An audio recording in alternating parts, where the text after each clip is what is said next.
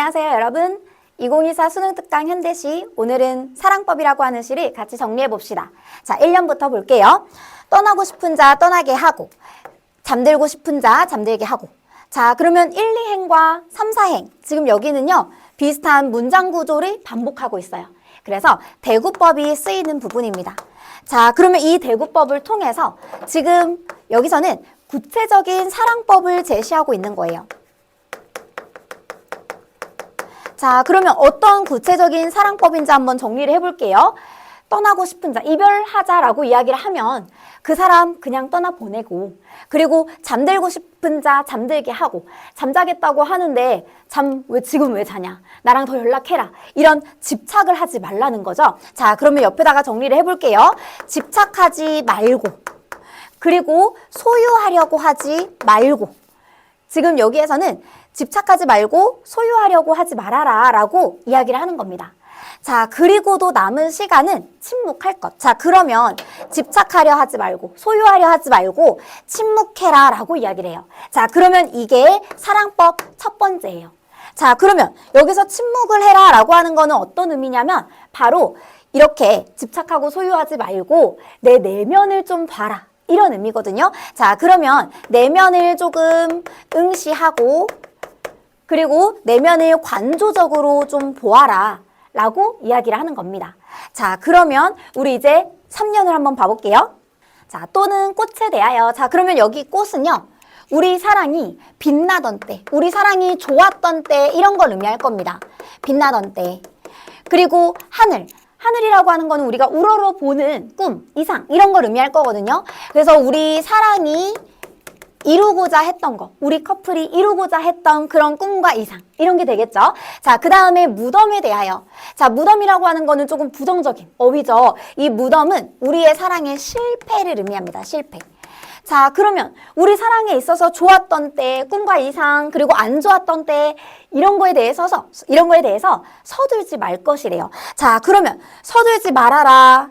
이게 바로 사랑법 두 번째가 될 거예요.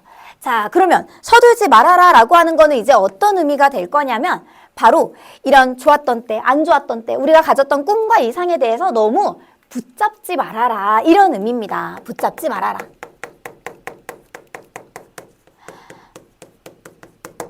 자, 그래서 예를 들어서 이런 거예요.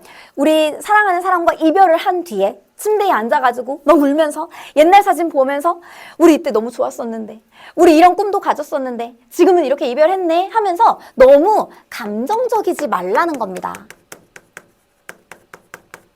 너무 감정적이지 말고, 그리고 너무 이 감정들에 대해서 붙잡고 있지 말아라, 이런 이야기를 하는 거예요. 그리고 어떻게 해요? 침묵을 해라. 내 내면을 돌아보고 관조를 해라, 이런 의미죠. 그래서 우리 지금 여기에서는 사랑하는 사람으로 지금 해석을 하고 있지만 여기서는 사랑하는 사람 말고도 다양하게 해석을 해볼 수가 있어요. 예를 들어서 나 자신에 대한 사랑법이라고 한번 좀 생각을 해볼까요?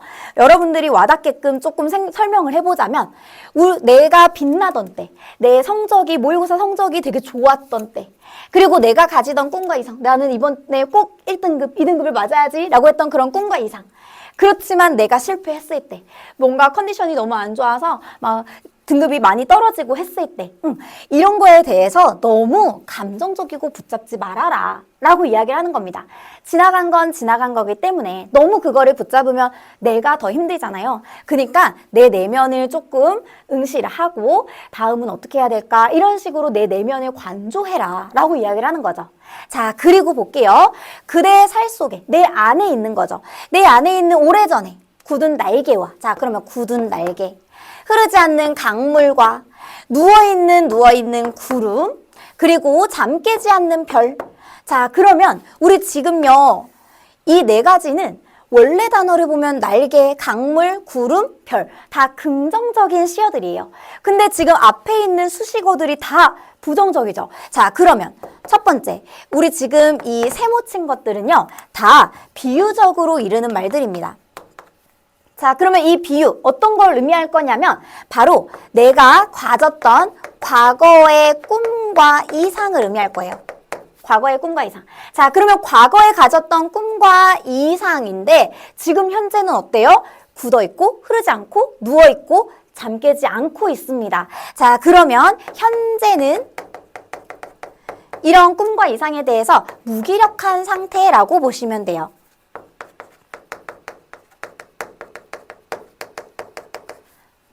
무기력한 상태이다. 그러면 이게 어떤 의미일까요? 자, 예전에 내가 가졌던 꿈과 이상, 그래서 내가 사랑하는 사람과 가졌던 이런 꿈과 이상, 이런 게 지금은 조금 무기력해져 있고, 그러면 우리 예를 들어서 우리 모의고사 같은 성적이라고 한번 좀 생각을 해볼까요? 내가 열심히 해야지라고 생각했던 그런 꿈과 이상이 있었는데 지금은 조금 무기력한 그런 상태라고 보시면 됩니다. 자, 그러면 우리 지금 여기에 쓰이고 있는 표현법은 하나 더요. 두 번째, 다양하게 우리 열거를 하고 있죠. 그래서 우리 두 번째는 열거법 이렇게 쓰이고 있어요. 이어서 볼게요. 자, 아까 가지고 있던 과거의 그 꿈과 이상, 근데 지금 현재는 어떤 상태? 무기력한 상태. 그 상태에 대해서 쉽게 꿈꾸지 말고 흐르지 말고 꼽히지 말래요. 자, 그러면 일단 여기는 열거를 하고 있죠. 이게 어떤 의미인지를 한번 정리를 해봅시다. 자, 이 열거를 통해서 다시 한번 구체적인 사랑법을 제시하고 있는 거예요.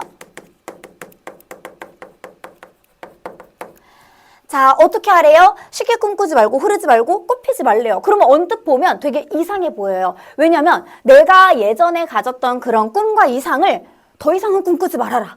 이런 의미 같거든요. 근데 아니에요. 어떤 의미예요? 쉽게 꿈꾸지 말아라 라고 하는 겁니다. 자, 그러면 여기에서는 너무 그거에 대해서 조급하게 생각하지 말아라. 이런 의미예요. 조급하게 생각하지 말고 너무 섣부른 행동하지 말아라. 이런 의미입니다. 자, 그러면 우리 다시 한번 볼까요? 원래 가지고 있던 꿈과 이상이 있어요. 여러분들 방학 때 가졌던 막 꿈과 이상 이런 것들 있잖아요. 오늘은 뭐를 엄청 열심히 해서 다 끝내놓고 이런 꿈과 이상들이 있었잖아요. 근데 여러분들이 인간이다 보니 어떤 날도 있어요? 막 침대에 누워가지고 하루 종일 있고 싶고 그런 날들도 있잖아요. 그럴 때 어떤 기분이 들 거냐면 이제 놀 때는 당연히 좋았죠. 근데 그 이후에 이제 좀 죄책감이 몰려오죠. 아, 나 이렇게 하면 안 되는데. 나 이제 고3인데. 이렇게 하면 안 되는데. 그러고 나서 이제 어떻게 해요? 그 다음 날에 뭐 아침 10시부터 밤 10시까지 어떻게 해야지 막 계획표를 엄청나게 빡빡하게 짜요. 근데 그렇게 짠다고 다 될까요? 그러지 않잖아요. 그쵸? 그러니까 너무 쉽게, 너무 조급하게 생각하지 말고 너무 섣부르게 하지 말아라. 이렇게 얘기를 하는 겁니다. 자, 그러므로 실눈으로 볼 것. 자, 그러면 그러므로 라고 얘기한 다음에 그 다음 내용을 좀 연을 갈아서 이렇게 이야기를 하고 있네요. 자, 그러면 이렇게 연가리를 통해서 지금 강조하고 있는 겁니다. 어떤 걸 강조해요? 실눈으로 볼 것, 이거를 강조하는 거예요. 자, 그러면 실눈으로 볼 것, 이게 사랑법 세 번째예요. 자, 그러면 실눈으로 본다는 거는 이제 어떤 의미냐면 우리가 어떤 대상을 실눈으로 본다는 거는 엄청 집중을 해서 본다는 걸 의미할 거거든요. 자, 그래서 우리 여기에서는 관조해라. 그 대상을 강조해라. 내 내면을 관조해라. 그리고 내 모습에 대해서 냉정하게 생각해라. 그 아침 10시부터 밤 10시까지 내가 이렇게 빡빡하게 짠다고 내가 되지 않겠지? 라고 생각을 하고 그래, 지나간 건 지나간 대로 두고 이제 오늘부터 제대로 된 계획을 한번 짜서 해보자. 이런 식으로 냉정하게 생각을 하는 겁니다.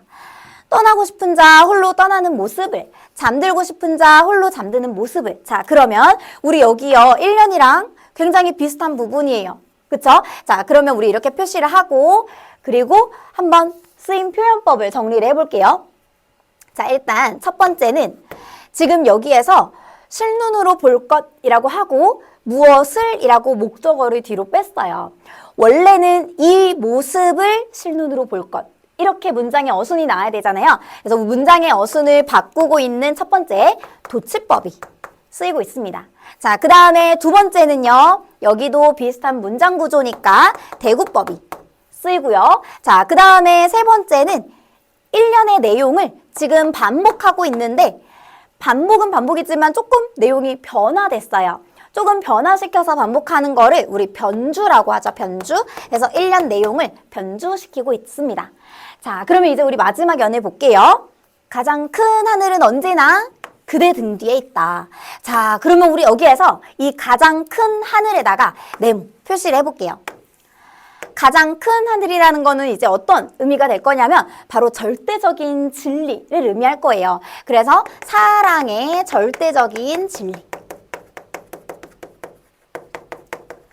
그래서 다른 대상을 사랑할 때 어떤 식으로 해야 되는지 이런 절대적인 진리라든지 아니면 나 자신을 어떻게 사랑해야 하는지 그런 절대적인 진리를 의미할 겁니다. 이런 가장 큰 하늘은 언제나 그대 등 뒤에 있대요. 자, 그러면 이게 어떤 의미일까요? 자, 그대 등 뒤에 있다는 거는 내 항상 가까이에 있다는 뜻이에요.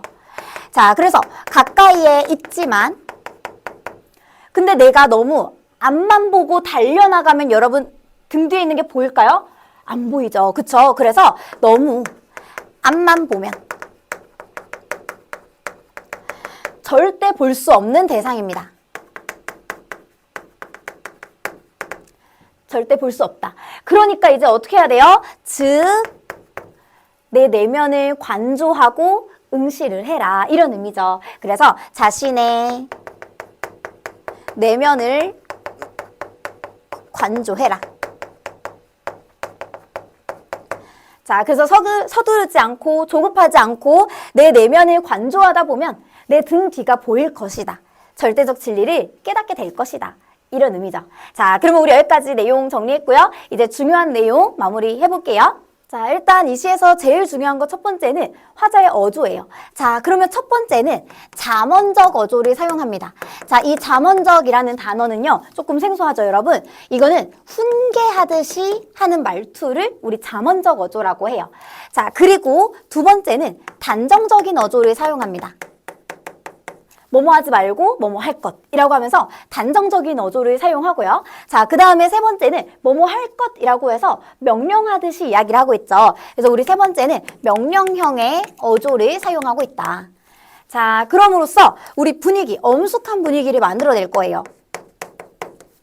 자, 그리고 두 번째요. 자, 두 번째는 운율을 만들어내는 이 시의 방법인데, 자, 1년을 한번 잠시 보면 1년의 앞부분에 여러분 떠라고 하는 음절을 지금 반복하죠.